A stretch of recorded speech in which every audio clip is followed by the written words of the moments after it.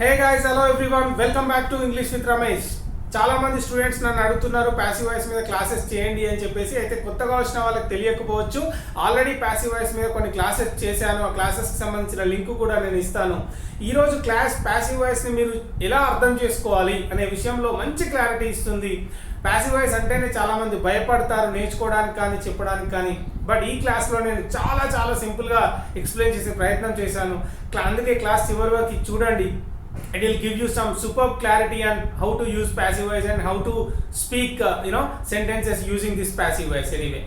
So guys, class చివరి వరకు చూసే ప్రయత్నం చేయండి. అలాగే ఈ ఛానల్కి సబ్స్క్రైబ్ చేసుకొని షేర్ చేసే ప్రయత్నం చేయండి. Okay, let's get started without wasting any time. Okay, ఇక్కడ first of all excuse me, sorry for that, passive వాయిస్ని ఎలా అర్థం చేసుకోవాలి, అసలు ప్యాసివ్ వాయిస్ ఎందుకు అనేది మనం ఫస్ట్ చూడాలి.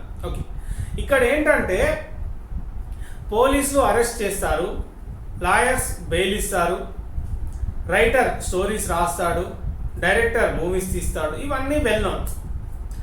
అయితే ఇక్కడ సెంటెన్సెస్ చెప్పేటప్పుడు ఏంటంటే ఒక బుక్ షాప్ కీపర్ ఉన్నాడు అనుకోండి. ఓకే, ఒక బుక్ సెల్లర్ ఉన్నాడు, అతను ఏం చేస్తాడు, బుక్స్ అమ్ముతాడు. అయితే అతని షాప్ ముందు బోర్డు చూస్తే ఏమని ఉంటుంది, నేను బుక్స్ అమ్ముతాను అని చెప్పాడు అతను. అక్కడ ఏముంటుంది, బుక్స్ ఇక్కడ అమ్మబడును అని ఉంటుంది. నేను అమ్ముతాను అనే దానికంటే బుక్స్కి ఎక్కువ ఇంపార్టెన్స్ ఇస్తున్నాడు, అంటే ఆబ్జెక్ట్కి ఎక్కువ ఇంపార్టెన్స్ ఇస్తున్నాడు. అట్లాంటి సిచ్యువేషన్లో ప్యాసివ్ వాయిస్ మనకు ఉపయోగపడుతుంది.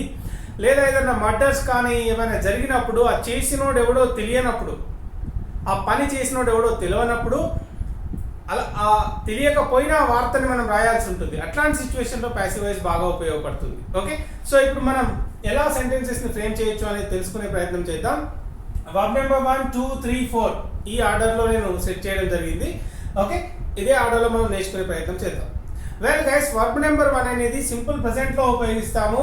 క్రమం తప్పకుండా చేసే పనులు, అలవాటుగా చేసే పనులు, ప్రతిరోజు సేమ్ చేసే రొటీన్ యాక్షన్స్ ఏవైతే ఉంటాయో అవి చెప్పడానికి మనం వర్బ్ నెంబర్ 1 ఉపయోగిస్తాం.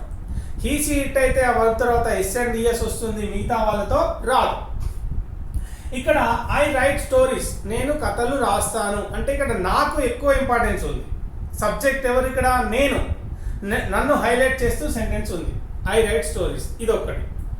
ఇక ప్యాసివ్ వాయిస్కి వచ్చినప్పుడు మీరు గుర్తుపెట్టుకోవాల్సిన విషయం ఏంటంటే ఇక్కడ వర్బ్ ఏదైనా ఉండొచ్చు, ఇక్కడ ఏదైనా టెన్స్ కావచ్చు. ప్యాసివ్లో ఉండే వర్బ్ మాత్రం సేమ్ వర్బ్ నెంబర్ 3 మాత్రమే వస్తుంది, irrespective of all the tenses. ఏ టెన్స్ అయినా కావచ్చు, ఏ సెంటెన్స్ అయినా కావచ్చు, కానీ ప్యాసివ్ వాయిస్లో ఉండేది మాత్రం వర్బ్ నెంబర్ 3 మాత్రమే. ఆ వర్బ్ నెంబర్ 3కి ముందు రిలేటెడ్ బీ ఫార్మ్స్ ఉపయోగించడం జరుగుతుంది. వాటికి సంబంధించిన బీ ఫార్మ్స్ ఏవైతే ఉంటాయో అవే మాత్రమే ఉపయోగిస్తాం. ఓకే, ఇది ఒకటి గుర్తుపెట్టుకోవాలి. అయితే ఇక్కడ సింపుల్గా ఇంకొక ట్రిక్ ఏంటంటే ప్యాసివ్ వాయిస్ని ఈజీగా గుర్తుపెట్టుకోవడానికి, ఐ రైట్ స్టోరీస్ అనే దానిలో వర్బ్ ఏంటి, రైట్. రైట్ అనేది వర్బ్. ఈ వర్బ్ ఫామ్ ఏంటి, వర్బ్ నెంబర్ 1 ప్రెజెంట్ ఫామ్. అయితే ఎప్పుడు కూడా మీరు ప్యాసివ్లో ఏ బీ ఫామ్ ఉపయోగించాలి అనేది ఏది చెప్తుంది, ఇక్కడ ఉన్న వర్బే చెప్తుంది. ఎట్లా, ఫర్ ఎగ్జాంపుల్ ఇక్కడ ప్రెజెంట్ ఫామ్ ఉంది కాబట్టి ఇక్కడ ప్రెజెంట్ బీ ఫామ్స్ ఉపయోగించినాం. ఇక్కడ పాస్ట్ వర్బ్ ఉంది కాబట్టి ఇక్కడ పాస్ట్ బీ ఫామ్స్ ఉపయోగించినాం. That's it. ఓకే, అంత సింపుల్. ఇక్కడ మనకి ఎగ్జాంపుల్ని డిస్కస్ చేస్తే ఇంకా క్లారిటీ వస్తుంది. ఐ రైట్ స్టోరీస్ అని ఉంది. ఎనీవే ఇక్కడ మనం స్టోరీస్ని హైలైట్ చేస్తున్నాం. ఇక్కడ ఉన్న ఆబ్జెక్ట్ ఇక్కడ సబ్జెక్ట్ అవుతుంది, ఎందుకంటే ఈ సబ్జెక్ట్ని కాకుండా ఆబ్జెక్ట్ని హైలైట్ చేస్తాం. నేను రాస్తాను, ఏం రాస్తాను, స్టోరీస్ రాస్తాను. ఓకే, ఆ స్టోరీస్ని ఇక్కడ హైలైట్ చేస్తున్నాను. అప్పుడు ఏమవుతుంది, స్టోరీస్ అనేది సబ్జెక్ట్గా మారి ఇక్కడున్న వర్బ్ ఏంటి అప్పుడు, రైట్. రైట్ అనేది ఏంటి, ప్రెజెంట్ వర్బ్ కాబట్టి ప్రెజెంట్ బీ ఫార్మ్స్ ఏముంటాయి, am, is, are. Excuse me, అందులో యామ్ అనేది ఇక్కడ ఉపయోగిస్తామా, ఐతో మాత్రమే వస్తుంది. ఈజ్ అనేది సింగులర్, అంటే ఒక్కటి మాత్రమే, ఈ సీట్ ఉండాలి సింగులర్గా ఉన్నప్పుడే. కానీ ఇక్కడ స్టోరీస్ అనేది ఏంటి, ప్లూరల్. ప్లూరల్తో ఏం ఉపయోగిస్తాము, ఆర్.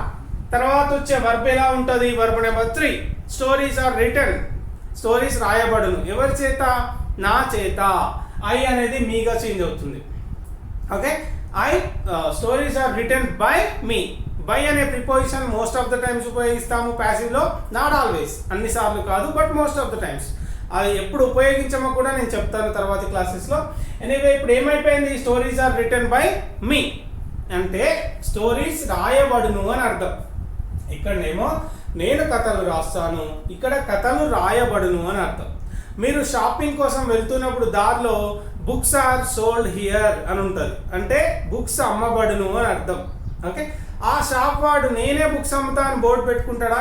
లేదు, అక్కడ బుక్స్ దొరుకుతాయని చెప్పడం కోసం ట్రై చేస్తాడు. అందుకే బుక్స్ ఆర్ సోల్డ్ హియర్ అని వస్తుంది. ఓకే, సో ఈ విధంగా అన్నమాట. ఇక్కడ బుక్ ఏంటి, స్టోరీస్ ఆర్ రిటన్ బై మీ, ఇదొకటి. ఇప్పుడు ఇక్కడ ఏంటి, రోట్ అనేది ఎక్కడ ఉపయోగిస్తాము, వర్బ్ నెంబర్ 2 అనేది పాస్ట్ టెన్స్లో, సింపుల్ పాస్ట్ టెన్స్లో మాత్రమే ఉపయోగిస్తాము. కంప్లీటెడ్ యాక్షన్స్ అంటే గతంలో పూర్తయిపోయిన పనుల్ని చెప్పడానికి. ఇక్కడ ఫస్ట్ సబ్జెక్ట్ వస్తుంది యాజ్ ఇట్ ఈస్ గా, ఇక్కడ వర్బ్ నెంబర్ 2. సో ఇక్కడ ఏంటి, హీ రోట్ ఎ స్టోరీ అంటే అతను ఒక స్టోరీ రాసిండు అని అర్థం. ఇక్కడ వర్బ్ ఏంటి, వర్బ్ నెంబర్ 2 అంటే past form of the verb, right. ఇది వర్బ్ నెంబర్ 2. అతను కథ రాసిండు, ఒక కథ రాసిండు. అతను ఏం రాసిండు, ఒక స్టోరీ రాసిండు. అతను రాసిండు ఏంటి, ఒక స్టోరీ. ఇక్కడ ఇప్పుడు స్టోరీనే హైలైట్ చేయాలి అనుకుంటున్నా. అప్పుడు ఏమవుతుంది, a story was written by him అని వస్తుంది. అయితే ఇక్కడ వాజ్ రావాలా ఈజ్ రావాలా అనేది ఎవరు డిసైడ్ చేస్తారు అంటే వర్బ్. ఇక్కడ ఏముంది, హీ రోట్ ఎ స్టోరీ. ఈ స్టోరీ అనేది ఇక్కడ సబ్జెక్ట్ గా చేంజ్ అయింది. తర్వాత ఏంటి, రోట్ అనేది వర్బ్ నెంబర్ 2 అంటే పాస్ట్ లో ఉన్న బీ ఫార్మ్స్ ఏంటి, వాజ్ వర్. ఓకే, పాస్ట్ లో ఉన్న బీ ఫార్మ్స్ ఏముంటాయి, వాజ్ అండ్ వర్.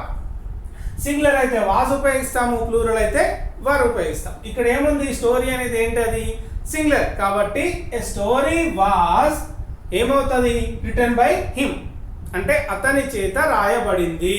ఒక స్టోరీ అతని చేత రాయబడింది.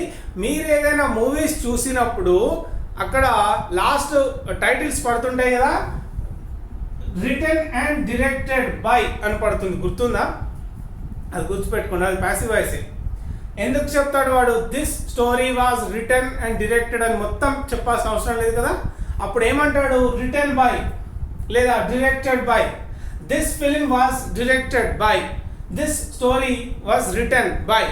ఇది అదే మీరు ఎప్పుడైతే ఎండ్ కార్డ్స్లో కానీ చూస్తారు కదా, బిగినింగ్లో ఈ కథ రాయబడింది లేదా ఈ సినిమా తీయబడింది అని చెప్పేసి ఇచ్చినప్పుడు రిటన్ అండ్ డైరెక్టెడ్ బై అని చెప్తాడు కదా, అది ప్యాసివ్ వాయిసే. కాకపోతే ఫుల్ సెంటెన్స్ రాయాల్సిన అవసరం లేదు, అది చెప్పేస్తుంది కాబట్టి. సో ఈ విధంగా చెప్తాం. అలాగే వర్బ్ నెంబర్ 3 అంటే ఇది ఏంటి, పర్ఫెక్ట్ టెన్సెస్లో ఉపయోగిస్తాం. ఓకే, ప్రెజెంట్ పర్ఫెక్ట్ టెన్స్లో ఉపయోగిస్తాం. ఇక్కడ సబ్జెక్ట్ తర్వాత ఏమొస్తాయి, have, has and verb number 3. దేని గురించి చెప్తుంది, ప్రస్తుతం ఇంతకు ముందే పూర్తయిన పనులు, ఇప్పుడే పూర్తయిన పనులు అని చెప్తుంది. Okay, clear. ఇక్కడ నేను ఇప్పుడు క్లాస్ స్టార్ట్ చేసిన అంటే I have started a class. Okay, ఇక్కడ ఇంకొక ఎగ్జాంపుల్ తీసుకున్నాం, అదే we have written a book. We have written a book అంటే మేము ఒక పుస్తకం రాసాము అని అర్థం. We have written a book.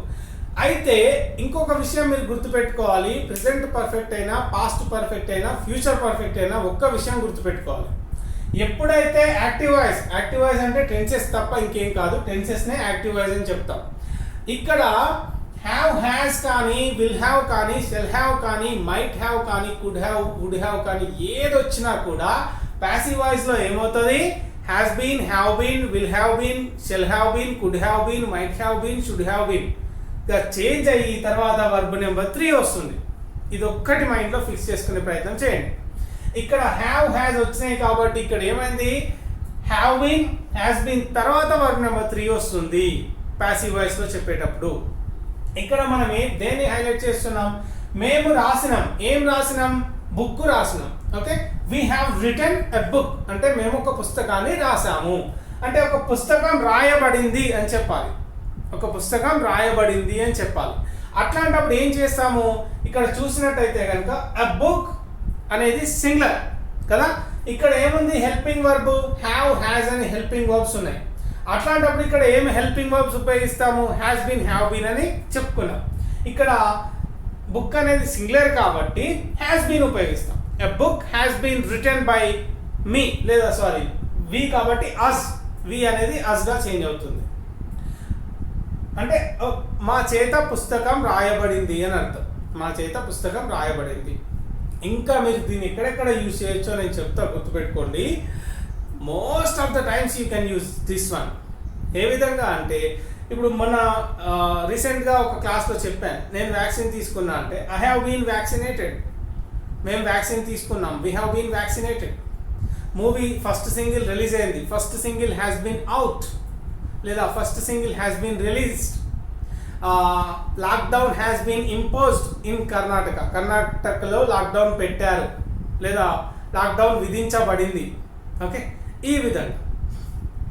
Okay, ఈ విధంగా మనం చాలా నెంబర్ ఆఫ్ సెంటెన్సెస్ యూజ్ చేయొచ్చు. మనం ఇంకా కమింగ్ క్లాసెస్లో let's talk about them, let's talk about everything. Okay, ఇక్కడ ఏంటి, ఇప్పుడు బుక్ రాయబడింది అని అర్థం. వెల్, ఇక్కడ కంటిన్యూస్ టెన్సెస్కి వచ్చినప్పుడు ఏమవుతుంది, subject am is are verb number 4.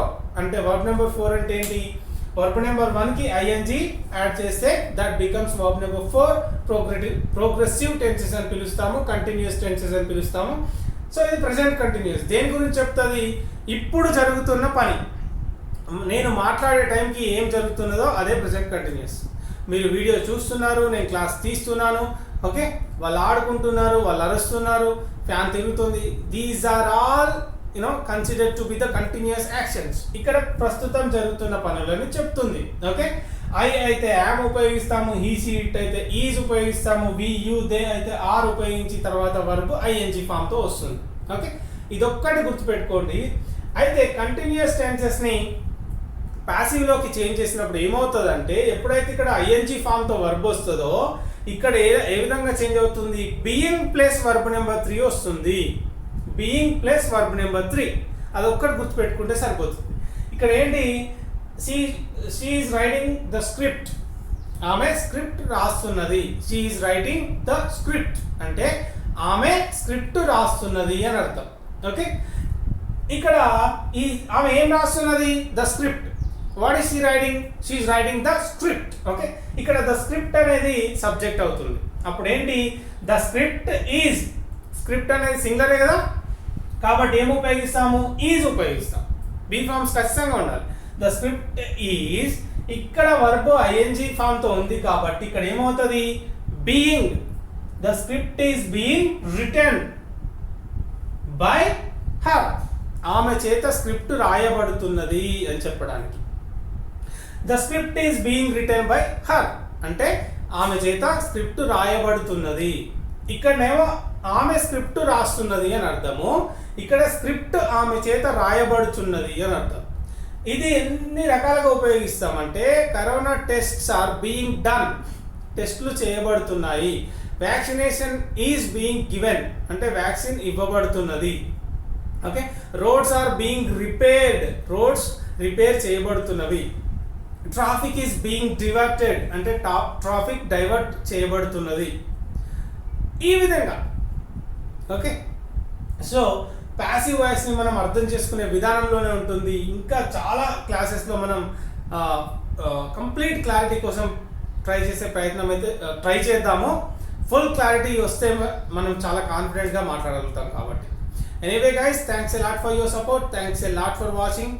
See you in the next class with one more interesting session. Bye for now.